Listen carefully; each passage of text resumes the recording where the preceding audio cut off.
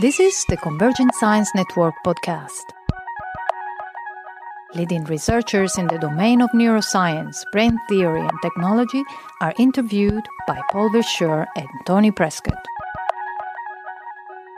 So this is Paul Verschure with the Convergent Science Network podcast. And in this episode that we recorded as part of the CSN Barcelona Cognition, Brain and Technology Summer School series, I'm talking to Dmitri Chklovskii.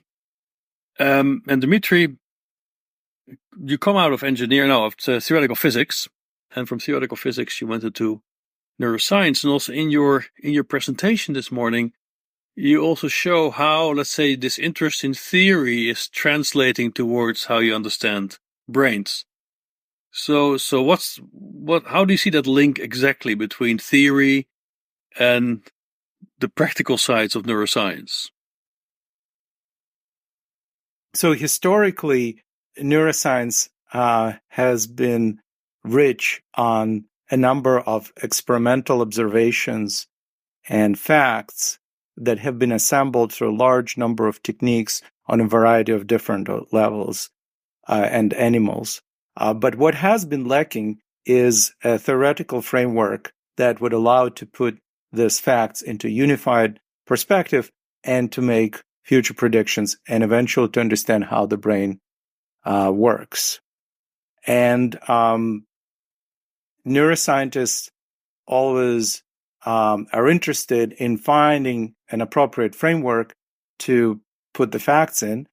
And in our case, we had a lot of success with doing it by borrowing the ideas from electrical engineering, specifically from the field of adaptive signal processing. Right. So, what you emphasized a lot there was how very specific ideas about signal processing, as developed within engineering for a long time by now, might help us to get some leverage in how we can understand the brain. And so what do you see as some promising starting points there when you talk about adaptive filtering? Because in some sense, there are quite a number of people who go around saying, well, the brain is an adaptive filter. Kalman filters have been very successful in engineering, so the brain also must operate like one, etc. So, but to make that now more specific, where do you really see leverage in these kinds of more normative approaches towards the brain? Well, I think to make such ideas successful and of practical value is to make a connection between theory and experiment on a very specific level, so that we could predict, for example, response properties of individual neurons given a certain stimulus presentation, which could be compared with electrophysiological recordings, for example. And I think one of the places where this could be done easiest are sensory systems, like visual, for example, where you have complete control over the stimulus, and you also have access to the neurons by recording in the retina or further down in the vertebrate pathway in the LGN. And the reason I think that the engineering principles should apply there is because both systems have to deal with the same kind of limitations that are presented by the physical world, such as limitations on the dynamic range and the bandwidth of the communication from the retina, say, to LGN and from LGN to the cortex. Mm-hmm. But now, can you give me an example? Could you talk me through an example of how such a filter would help us to understand what happens in the retina and LGN? So one example which goes back in time is the receptive fields of the retinal or LGN neurons that have been known to be biphasic in time and center surround in space. And both of those observations can be explained based on the predictive coding framework that originates in engineering, where you say that the system is trying to compress the incoming signal by subtracting a prediction from the actual signal value. So in terms of biphasic temporal response, for example, you would use the previous values of the signal to predict the current one, and that's how you get a biphasic shape. In the case of the spatial response shape, the center surround shape, you use the surrounding values of the signal, like the surrounding values of image pixels, to predict the value of the pixel, a central pixel in the image, and subtracting that prediction. And that's how you can explain both the biphasic and the center surround shape of the response. Mm-hmm. But now, as a start, the intuition to look at encoding by neurons, also certainly in sensory systems, from this perspective, goes back quite a long way. I mean, you mentioned yourself, Barlow, for instance. That's right. Already tapped into this. So, what has been the progress if we compare it to the intuitions of Barlow and where we are today? So I think that so Barlow and Atnev particularly borrowed the ideas from engineering, and I think Barlow's point of view is usually summarized by the maximum redundancy reduction, where the idea is that you just transmit the part of the signal that is non-redundant or new or surprising or couldn't have predicted. And then it has been followed by the introduction of predictive coding framework, which is a concrete quantitative framework that allows one to generate the predictions for the receptive fields like biphasic and center surround responses that I talked about. And that was done by Srinivasan, Laughlin, and Dubs in 1982. And then this line of work was continued by several people, most notably Attic and Van Hatteren. And what we did recently is just try to take this work to its logical conclusion and derive a normative theory in the most direct and transparent way. And that in that way, we could compare the predictions to the actual measurements of spatio-temporal receptive fields that were done in cat angion and insect visual system. Mm-hmm. Okay, so what would now be the key parameters of this model, right? So if I would like to now take the model as a filter to look again at the brain itself, what are the key parameters I should be sensitive to? Right. So the model is actually has no free parameters in a sense that once you define a natural stimulus ensemble, so that's the statistics of the input, and you specify the signal-to-noise ratio, then there is a unique prediction for the filter shape. And that can be compared with the electrophysiologically measured receptive fields by, say, a reverse correlation method. Mm-hmm. But now, in some sense, if you take something like the signal-to-noise ratio of these neurons, this might not be a constant necessarily, right? This could vary dependent on, let's say, the presence of neuromodulators or not. So how well would it generalize then beyond this fixing of these kinds of parameters? Right. I was actually referring to the signal-to-noise ratio in the input that would have to do with the absolute intensity level. Mm-hmm.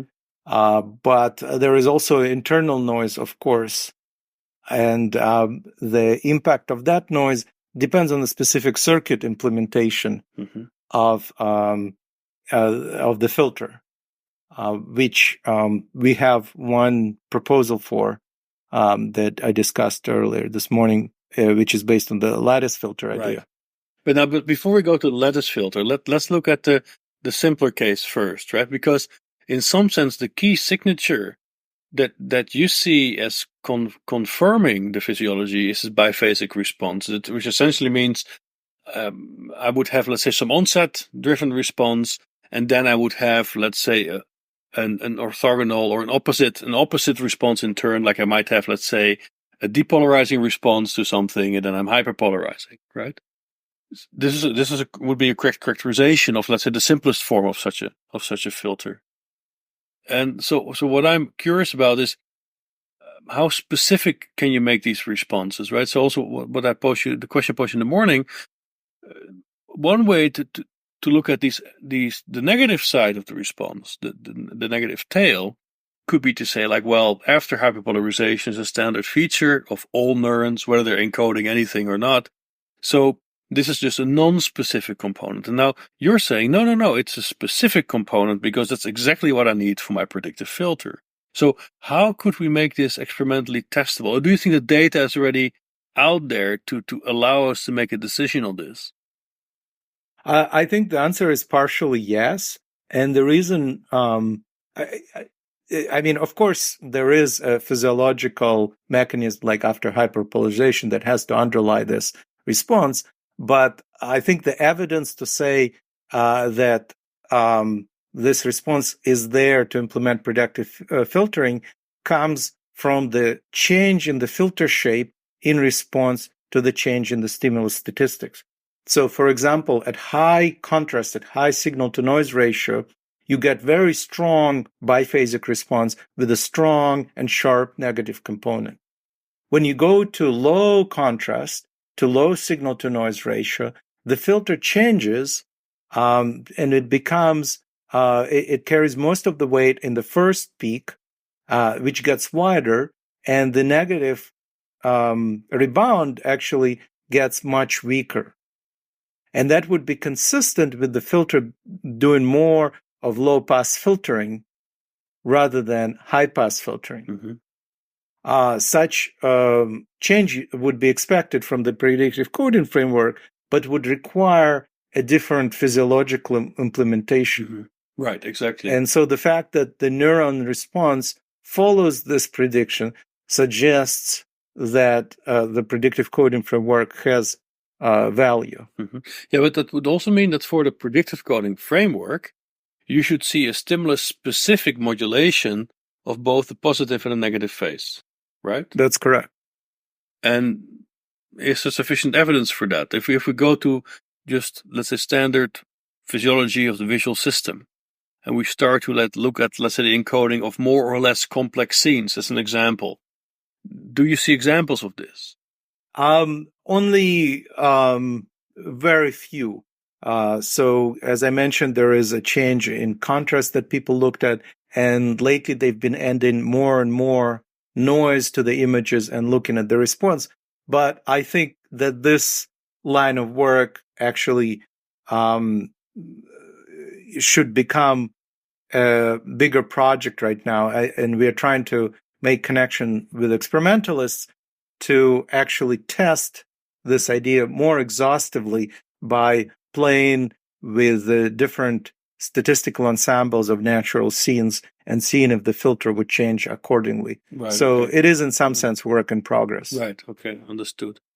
Now my other question is also, so before we go to the complex version of the model, which is this lattice filter system, something funny happens in the argument about adaptive filters, right? Because, as we also discussed earlier, originally the intuition is like, well, adaptive filters were actually a near optimal way, or an optimal way if you want, to show how you can transduce information through some channel, okay?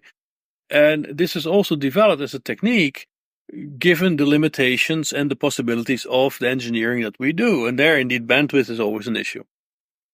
But now for brains themselves, for the brain, maybe bandwidth is not an issue in the same way. Like, for instance, you could argue that actually the whole principle of the brain is to do massive I/O, but all these connections that you have available to you with actually minimal local computation, because biophysically that's more complex. So the whole design might actually be exactly orthogonal to what the engineers were thinking of when they designed these adaptive filters. So maybe then it's the wrong metaphor to apply to this system.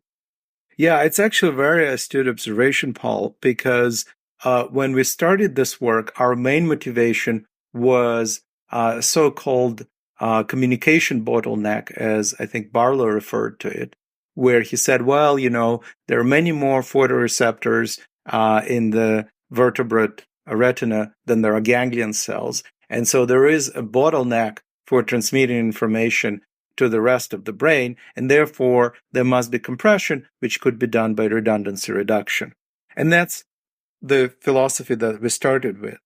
But I think as the work progressed, especially after looking at other systems, such as, for example, the fly visual system, where the bottleneck is not as explicit as it is in the vertebrate pathway, we started questioning this assumption of the need for compression.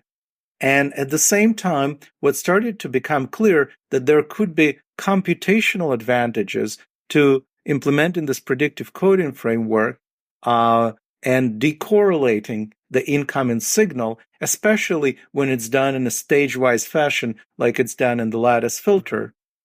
Because when I looked up in signal processing textbooks, it turns out that lattice filters, in addition to performing decorrelation of the original signal stream, they also are used for feature construction.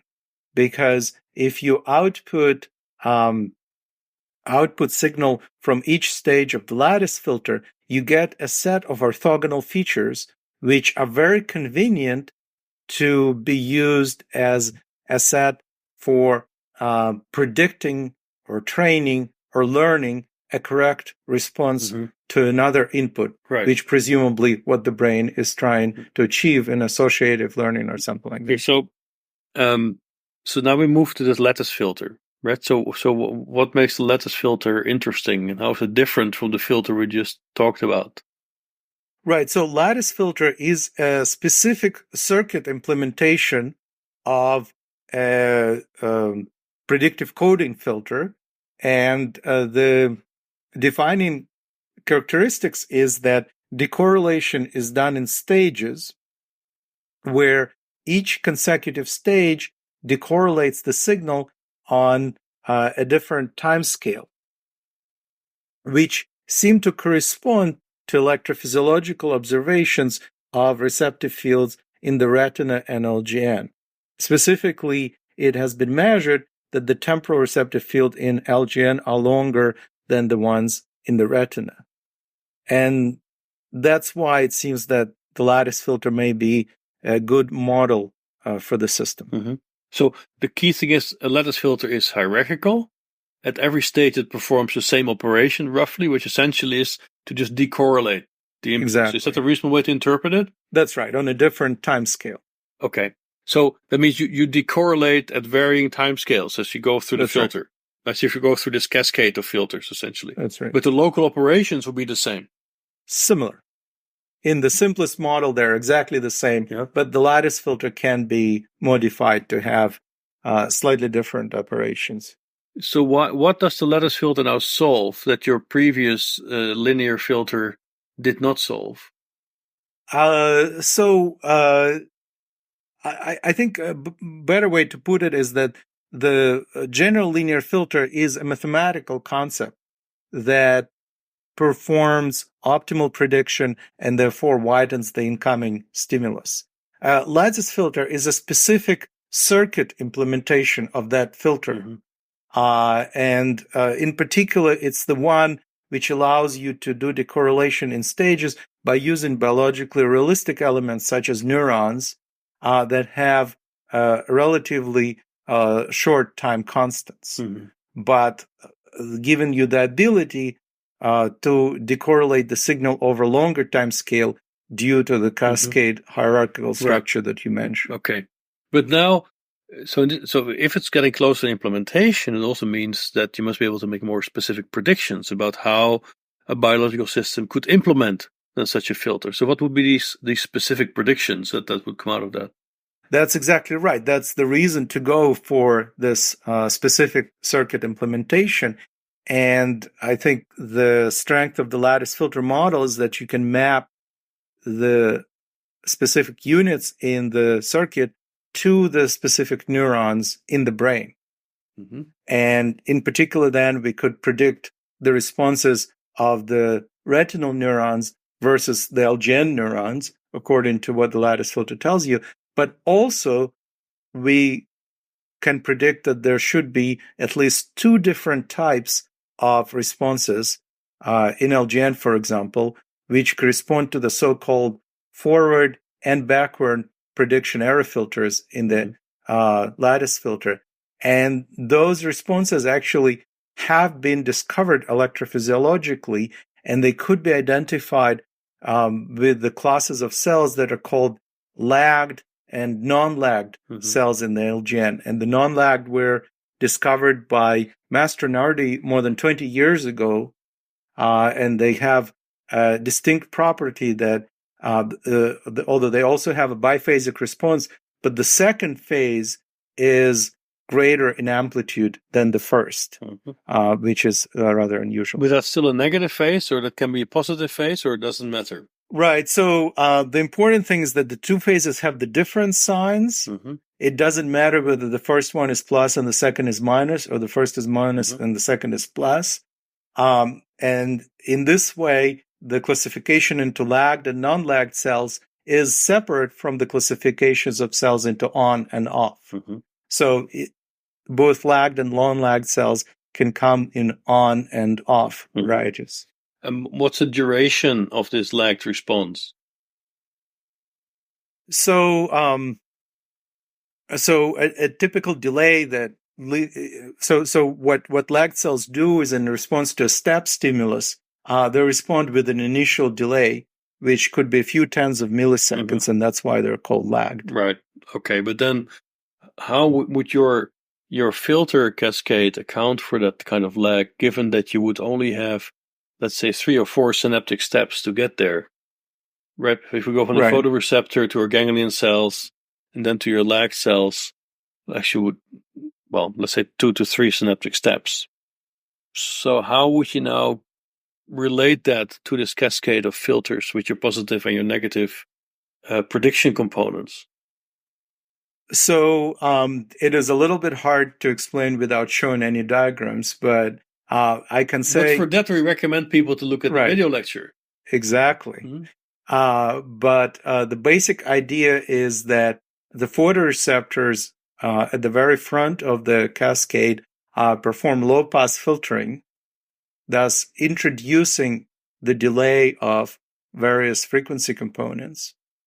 And then each stage of the pathway invokes a so-called all-pass filter, which transmits all the frequency components equally, but introduces differential phase delays depending on the frequency, which could be thought of as delays, as just pure delays. Right. And as those delays accumulate from stage to stage, they lead to this electrophysiologically notable lagged responses. But it would mean, in your case, the prediction would be that somewhere in this network of ganglion cells or so, this buildup of delays would then happen. Is that the logical consequence? That's right. I think those interactions could happen already on the bipolar cell level. For example, it is known that although off bipolar cells have fast response and they use ionotropic ion channels? Ion channels.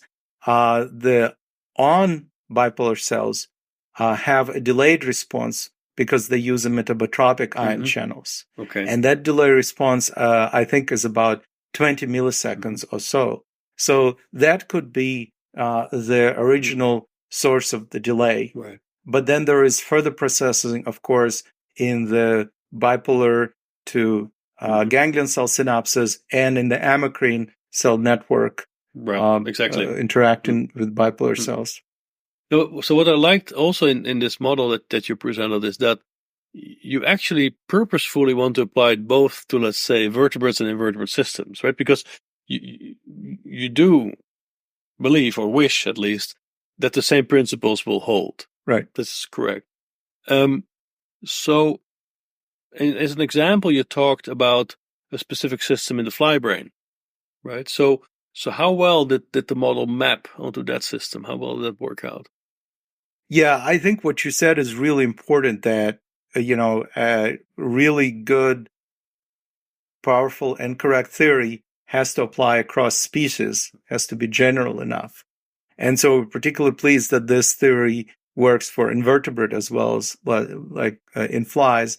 And in particular, in flies, the photoreceptors synapse on the cells called large monopolar cells, which have two biggest classes that are called L1 and L2, and they're very similar in their initial response and the part of their anatomical features, which led us to think about the dual pathway communication, which is a hallmark of the lattice filter itself. Mm-hmm. And that's how we got to the idea of the lattice filter, thinking about L1 and L2 as being those two pathways, the forward and the backward prediction error filter. So now what evidence did you find that they could indeed exchange information in a way that would be consistent with that model? So that evidence is still somewhat sketchy because it is very hard to do electrophysiology in flies. And what electrophysiology has been done was based mostly on recordings from cell bodies, although there was some in the axons.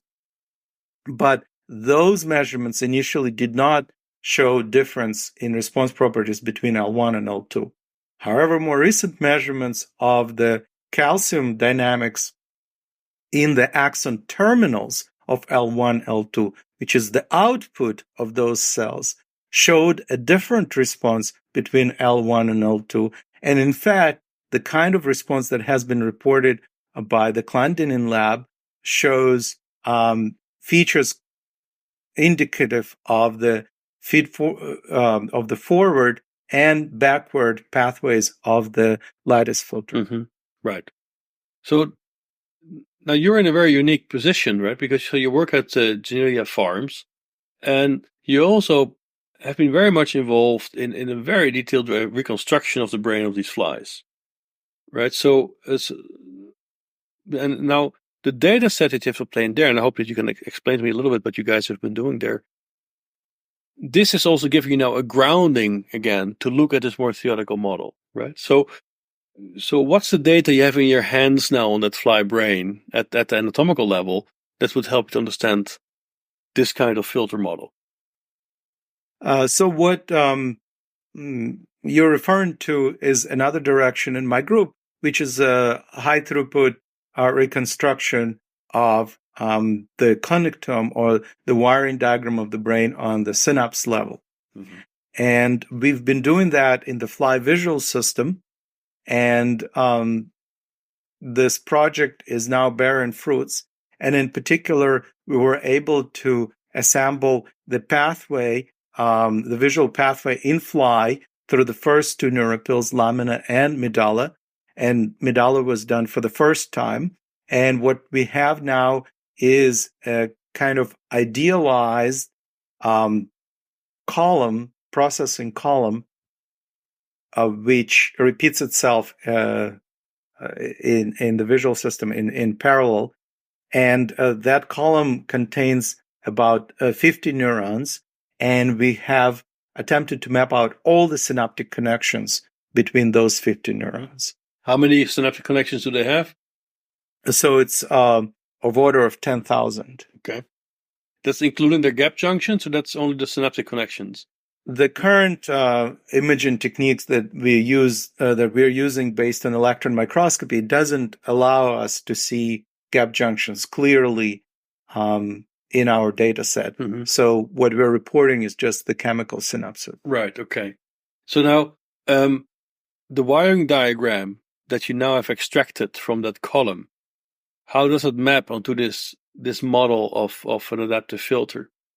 So parts of that wiring diagram are consistent with the lattice filter, mm-hmm. But what we are also seeing is that the circuit is more complex, and in particular, it seems that it isn't just focused on the decorrelation as one would expect from the compression and redundancy reduction point of view, but also on the feature extraction that we mentioned previously. Mm-hmm. using, of course, decorrelation, but on feature extraction that can be used to build other features for more specific purposes, such as, for example, motion detection. But how would I see that at an anatomical level? Right, so I have my photoreceptor projections, and I have my lobula, and I have my medulla. Oh no, I have my lamina and medulla. So what are the specific wiring templates, if you want, that you can now extract from it to say, okay, this wiring template is more the predictive filter, and that wiring template is, let's say, feature extraction? Yeah. So, of course, just from anatomy, it might be hard to know that conclusively. Mm-hmm. So what we know already is that, L1 and L2 both are postsynaptic to photoreceptors, which is what you would expect in the first stage of the lattice filter. We know that they interact by means of gap junctions, which have been reported by the Boers lab. So they could potentially be the two pathways, forward and backward pathways of the lattice filter, and their output as measured by calcium imaging seems to support that interpretation. What happens afterwards in the medulla is still a rather somewhat unclear and still work in progress, but it is already known that L1 pathway and L2 pathway are involved in motion detection. Mm-hmm. And so what we are doing, we're tracing through the cells postsynaptic through L1 and L2 to see if they would be consistent with the interpretation of feature construction or decorrelation. Okay, but now, if you have 50 neurons, a column, you have about 10,000 connections. So I could argue that, okay, in that setup, you can find basically any type of connection pattern you would like. So in some sense, the question is more about which obvious connection patterns are absent, right? So which pattern of connectivity is absent that would support your hypothesis? So let me say it this way. So it is true that there is a zoo of connections, Mm-hmm. and we have to orient ourselves in it. But there are a few things that help us. The first one is that each connection has a multiple number of synapses in parallel. So if neurons A and B have synaptic connection, they're usually tens or sometimes more than 100 synaptic contacts in parallel. And so we can order connections in terms of their strength by using the number of contacts as a proxy for connection weight. And of course, initially we focus on the strongest connection. So in some sense, we first look at the scaffolding of that network. Mm-hmm. That's the first thing that we use.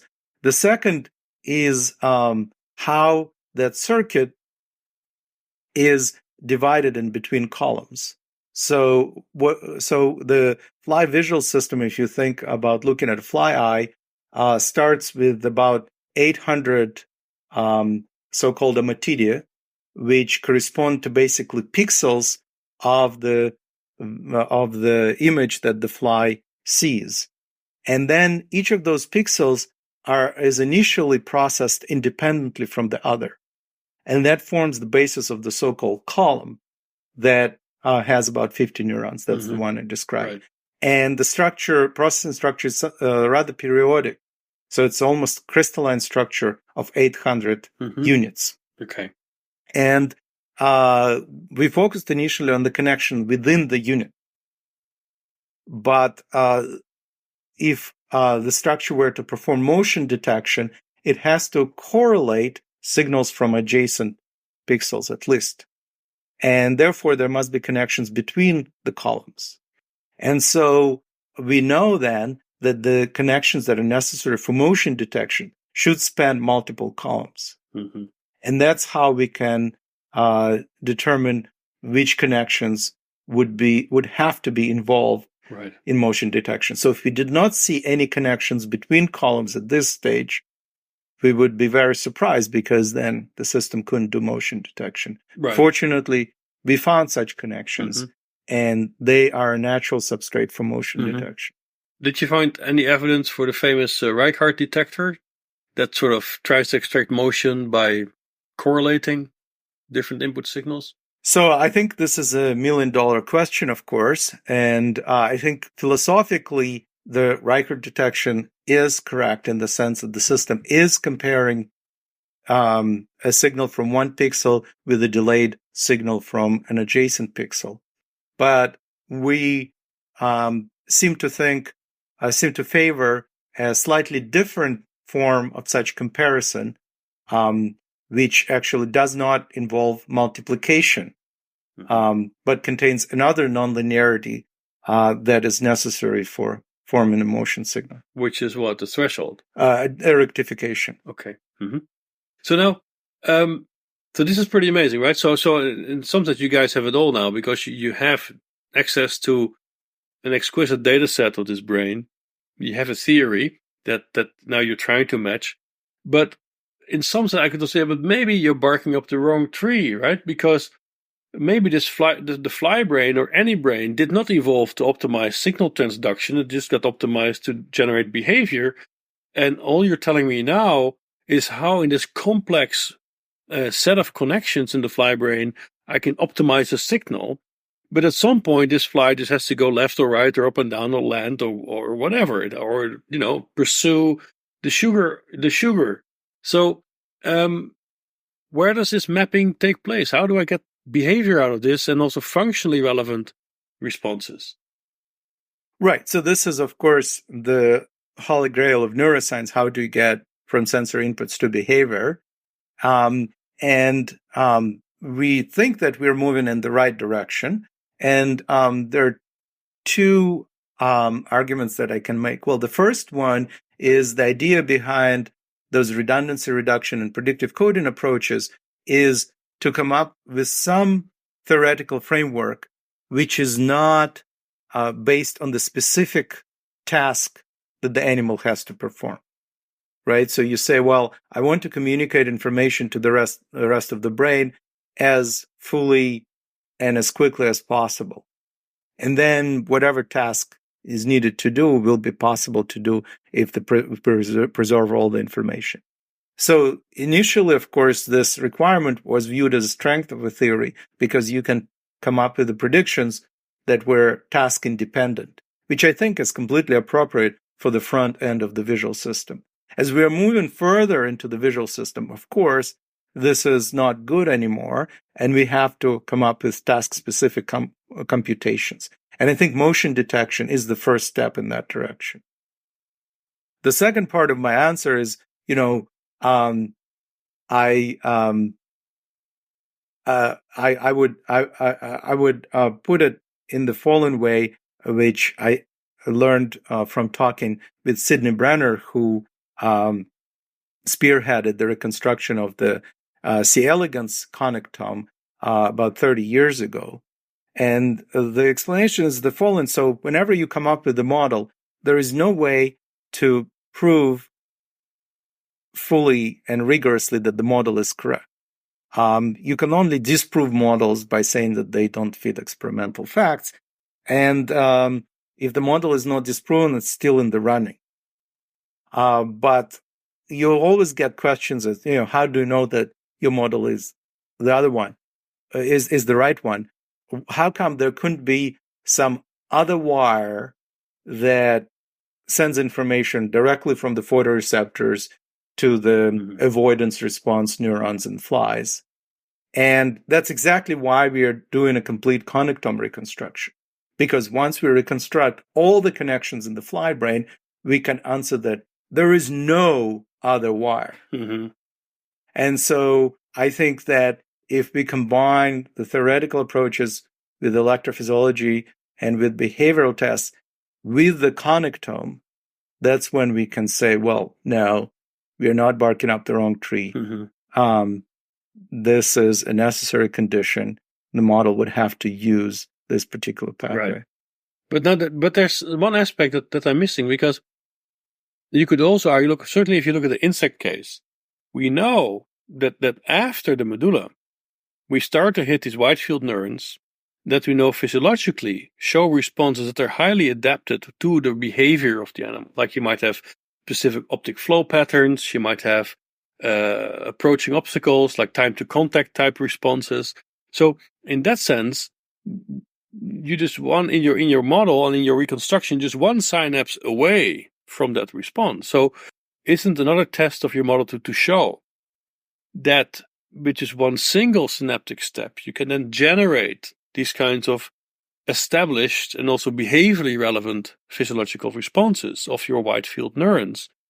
So how would that work in your model? Yeah, so I think that I cannot give you a complete answer now because we haven't done that part of the work. But this is something that people have thought about in the motion detection context, because once you have elementary motion detection that detect motion in a local part of the visual field, then the inputs of those local detectors can be combined to produce a global motion response in a given neuron. And one example of those neurons are, for example, the neurons that are supposed to reflect rotations around different axes in the flight of a fly, which require a very particular map of the motion response direction. And they can be, of course, built by using motion detectors in different parts of the visual field with different directional selectivity. Mm-hmm. Right. But then in your case, to extract those features, you would have to tap into the filter cascade at multiple levels. You cannot just read it out at a single level, if I understood it right. It depends on how complicated a temporal sequence you need to predict the response.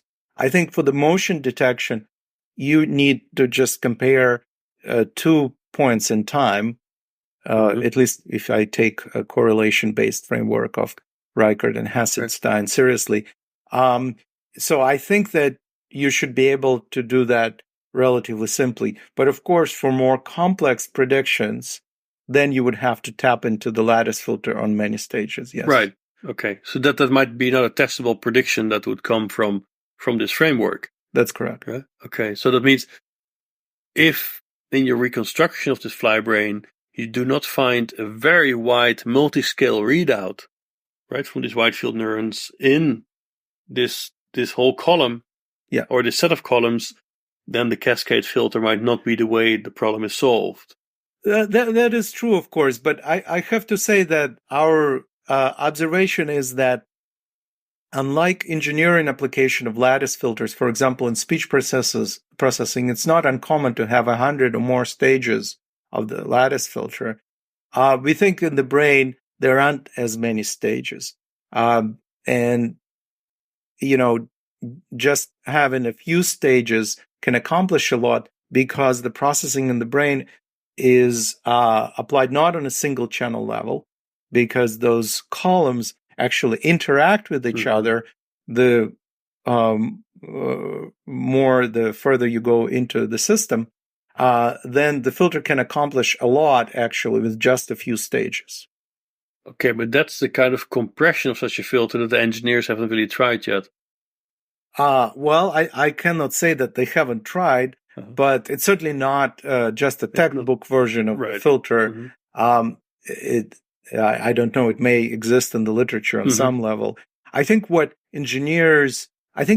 thing that it seems that the brain is using all the time that is rare in engineering is the use of nonlinearities.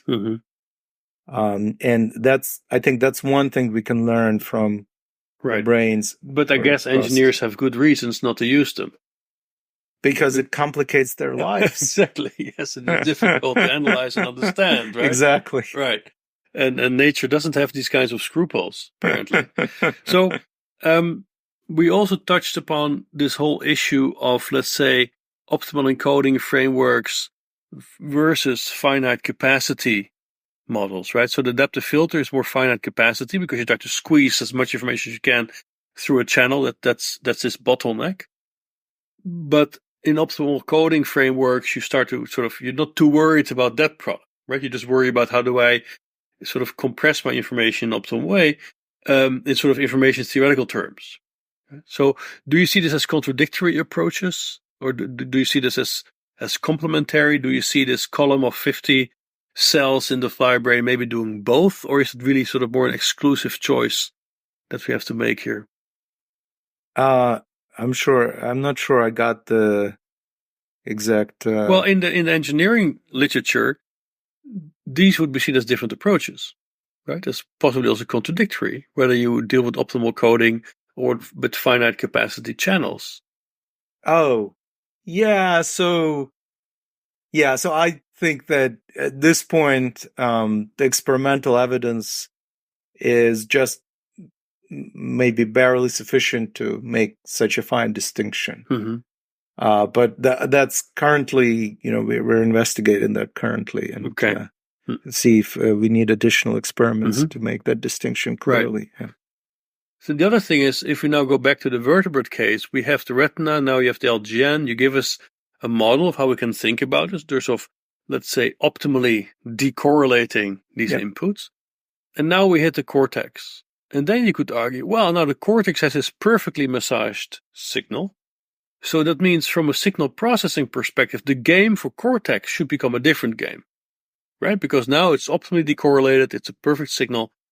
So from the perspective of an adaptive filter, your cortex, so this higher level processing stuff, will be playing a different game.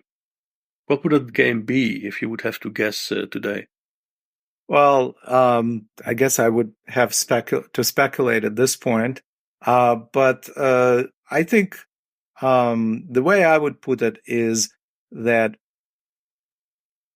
if the goal of predictive coding is to decorrelate the signal as much as possible, then the stages in the retina and the LGN take you as far as possible with linear filters. Yes, there are nonlinearities in neurons along the way, but there is also evidence they can conspire in a way to generate a linear response. Now, when you get to the cortex, the responses of the cells are decidedly nonlinear, as, for example, exhibited by the complex cells in V1.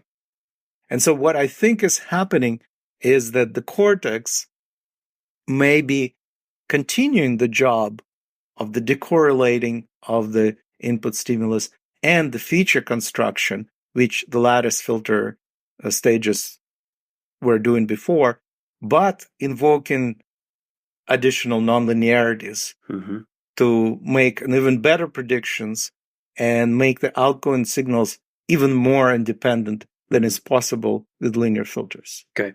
Or possibly actually start to correlate again, to group features together in meaningful ways. To predict function. Yeah. Predict behavioral output. Yes. Yeah. Okay, that's great. So we made progress here in understanding sensory systems. So, but now, Dmitri, so to finish up, we always have two questions, right? So you come from theoretical physics. You have been working very hard on, let's say, this, at the anatomy of these brains, so you know really how hard that is. And then you try to combine that now with also theoretical work, which I think is actually the only way forward, right? To look at all this detail within anatomy. So, on the basis of experience, what would be Dmitri's law that we should all follow in our aims to understand the brain and behavior?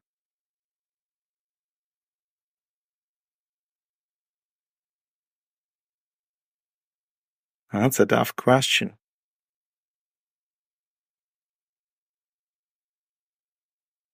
So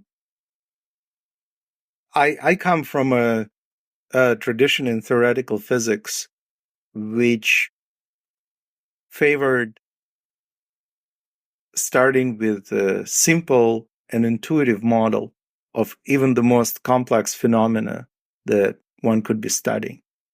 And the reason for doing this is, I think, because our brains are better suited at analyzing the simple models.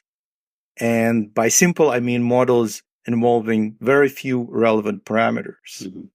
And if you build such a model, it kind of prevents you from overfeeding experimental data. And also, it makes all the assumptions very transparent.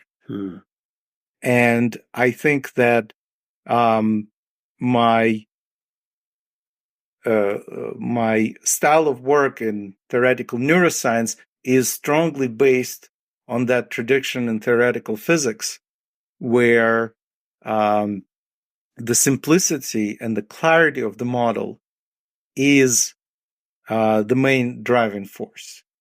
And so even when studying such complex things like the brain and how it computes, I would like to start with the situations that can be broken down on the very simple level involving very few variables and few or no adjustable parameters. Right.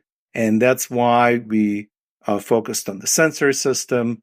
And only once we get a foothold there, I think then we can move on further. But again, chipping away a small and digestible part of the problem that we can solve in a clear and intuitive way, Right. And then move on. Okay, so Dmitri's laws keep it simple. Pretty much. Okay, very good. And the second one, so if we're going to get you back here 5 years from now, since I'm such an unpleasant person, I would like to remind you of the predictions you have been making. Right? So what's the one prediction that you feel most strongly about today? I should remind you of 5 years from now to ask you, look, did that really come out? What's that one prediction I should remind you of 5 years from now? So I think that our strongest predictions are the shapes of receptive fields of the LGN neurons. And although some of them have been seen already, I think that there are more details there that the lattice filter model contains, but haven't been completely verified experimentally. And in particular, on the circuit level, I think we have a model for computation, but how it is implemented in terms of individual neuron synaptic properties. For example, in LGN, there is a structure called triadic synapse and so on. How that structure builds up the receptive field the lattice filter predicts is not clear. But the prediction would be that it is exactly the computation that is proposed by the lattice filter, which is an all-pass filter which has a frequency-depending phase delay. Right. Very good. So, Dmitri Chklovskii, thank you very much for this conversation. Thank you very much, Paul, for having me here. Great. The CSN podcast was produced by the Convergent Science Network of Biomimetics and Biohybrid Systems, a project funded by the European 7th Research Framework Programme. For more interviews, recorded lectures, or upcoming conferences in the field of biomimetics and biohybrid systems, go to csnnetwork.eu. And thank you for listening.